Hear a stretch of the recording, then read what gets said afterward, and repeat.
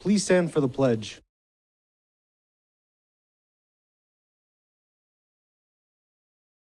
I pledge allegiance to the flag of the United States of America and to the republic for which it stands, one nation, under God, indivisible, with liberty and justice for all. Now for the Texas flag. Honor the Texas flag. I pledge allegiance to thee, Texas, one state under God, one and indivisible. No silence.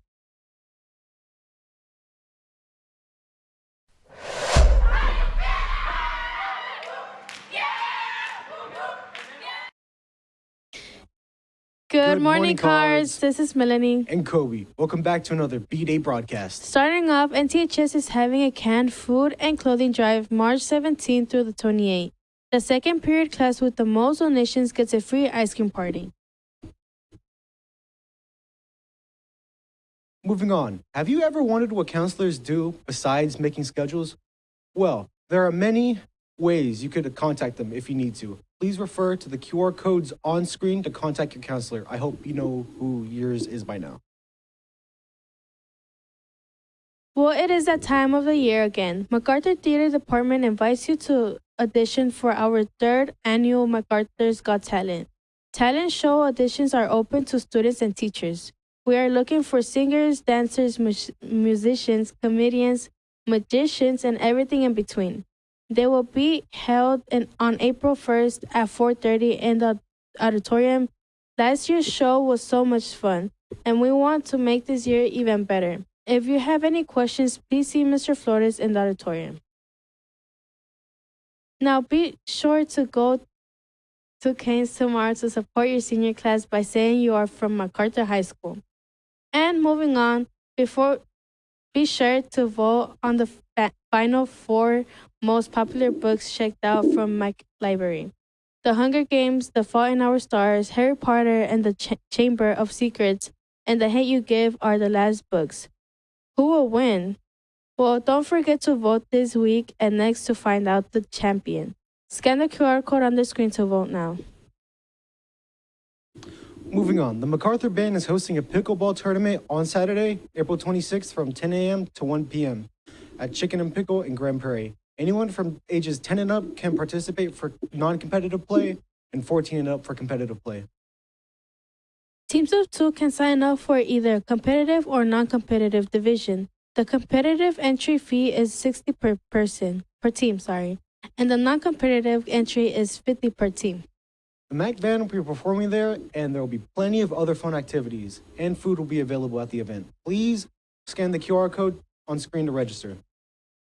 Moving on, the next Fashion Club meeting is this Thursday, March 27 and 1:11 at 4:20 through 5. Please show up and support. Attention student athletes. This Saturday, March 26th and Sunday, or 29th, and Sunday, March 30th. The Irving ISD Athletic Department is having its first ever district-wide community service event. For 2 days, Tigers, Cardinals, and Vikings are joining forces as one team to support the Irving Marathon and the Irving Schools Foundation as a way to give back to the Irving community. See your coach today and sign up. If you don't have any coach would assist you. Well, we're just about out of news. Now, I think this is about time we go to MSPM. Take it away, Jocelyn. Hey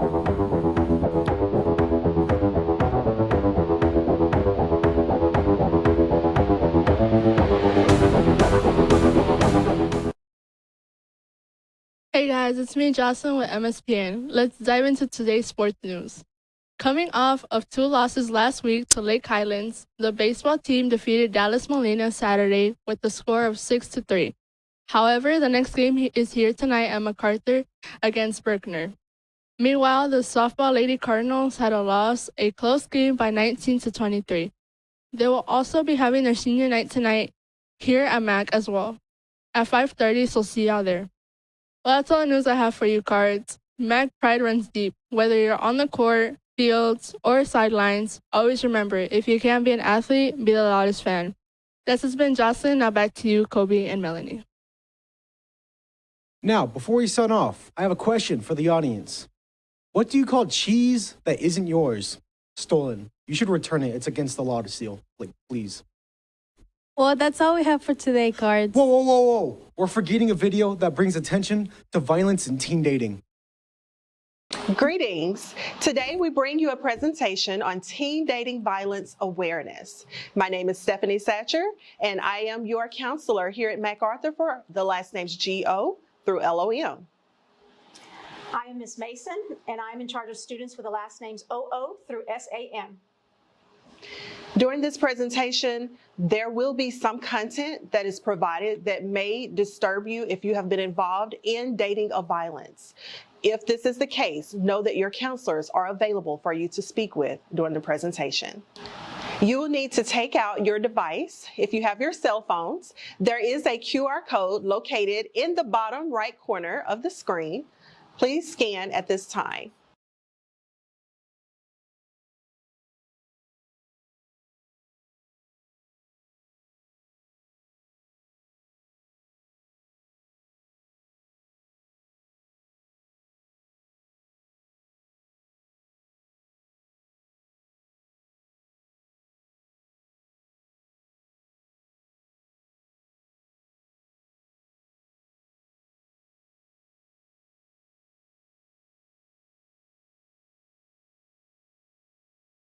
So what is a pattern of controlling behavior that someone uses against their significant other or partner? You guessed it correctly. Teen dating violence. In 2022, the Office of Juvenile Justice and Delinquency Prevention of the U.S. Department of Justice reported, in the United States, up to 19% of teens experience sexual or physical dating violence. About half face stalking or harassment, and as many as 65% report being psychologically abused. Those stats are really high, and I'm noticing some important information being reported here. Many times we know about different types of abuse. Something that we do not hear about frequently is psychological abuse. That brings us to, what is psychological abuse? Well, it's often identified as emotional or mental abuse. Emotional abuse and mental abuse is often viewed in unhealthy and abusive relationships. This is something that you may see in peers around you, or you have seen it in relationships that you have been acquainted with. What is sexual abuse? Teens who experience sexual violence may suffer from mental health conditions such as post-traumatic stress disorder, substance abuse, eating disorders, low self-esteem, depression, anxiety. Consider or attempt suicide. 28.8% of girls were victimized by a current or former intimate partner. Over 35% of boys were made to victimize someone else, completed or attempted by an acquaintance. Youth of color, homeless youth, and LGBTQ youth are more likely to experience sexual violence than others. At this time, I would like for you all to watch a 30-second video. And this video is sharing information regarding relationships that are abusive or unhealthy. And it's also helping us to see why so many times we remain silent. My girlfriend is never supportive. She calls me a failure. My girl's been really stressed out lately. She's been taking it out on me. My boyfriend raped me, but because of my legal status, I'm afraid to report it. I've seen it all my life. My dad hitting my mom. My mom screaming at my dad. If I call the police, I could be deported. Now I know it's not my fault. Now I know my legal status doesn't matter. Don't be afraid. Don't be ashamed.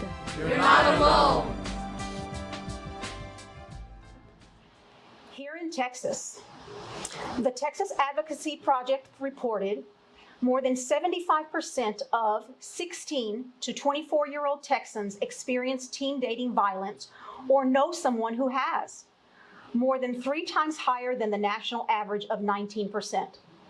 According to the Texas Council on Family Violence, 19 people under 21 were killed in domestic violence incidents in Texas in 2022. So today I would like to share a brief story about a Texas teen that was involved in an unhealthy and abusive relationship.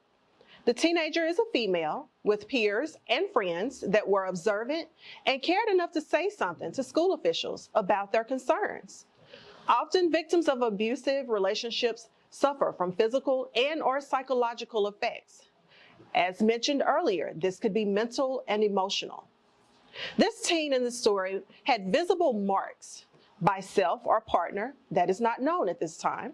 Remember, we spoke earlier about mental health concerns, and this could include self-harm, which is an opportunity for them to search for outlets or forms of relief. A change in her appearance was also noticed. She had an old wardrobe choice. This was reported to the officials, and the officials suspected teen dating violence. The local police department was notified of the findings and thankfully intervened.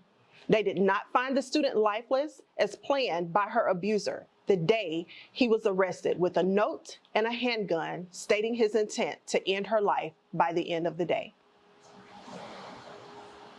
If you would like to know more about this story, you can read the full story by scanning the QR code located in the bottom right corner of the screen.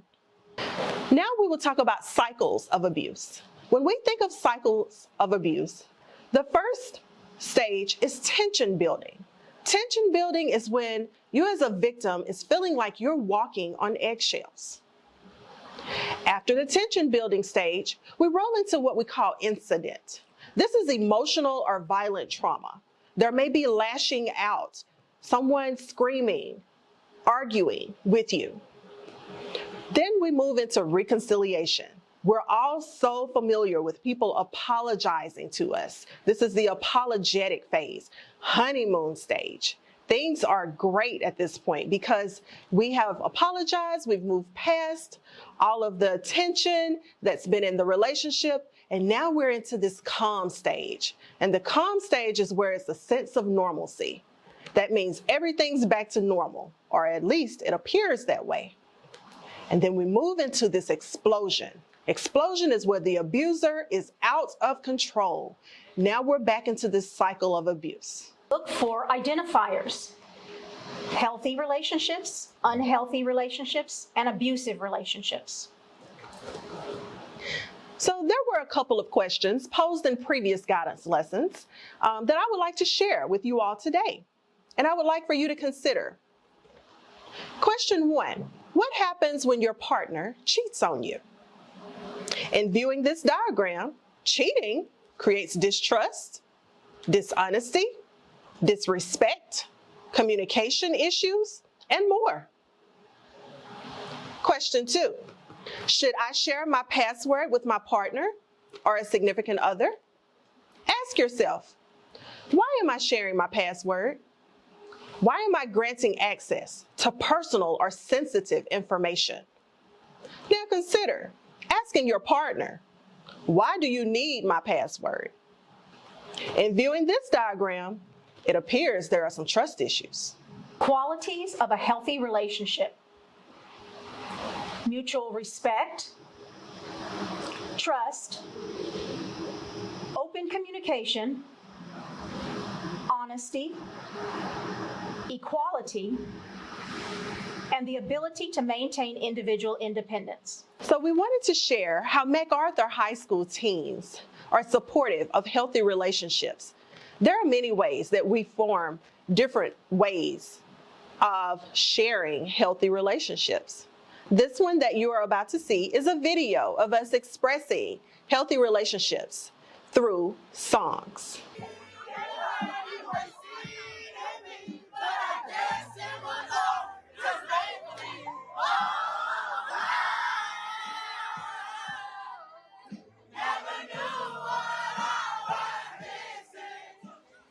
So we would like to thank you guys for being observant and listening to this presentation today on teen dating violence. At this time, we need you to take out your cell phones or devices and scan the QR code located in the bottom right corner of the screen. This is considered your exit ticket.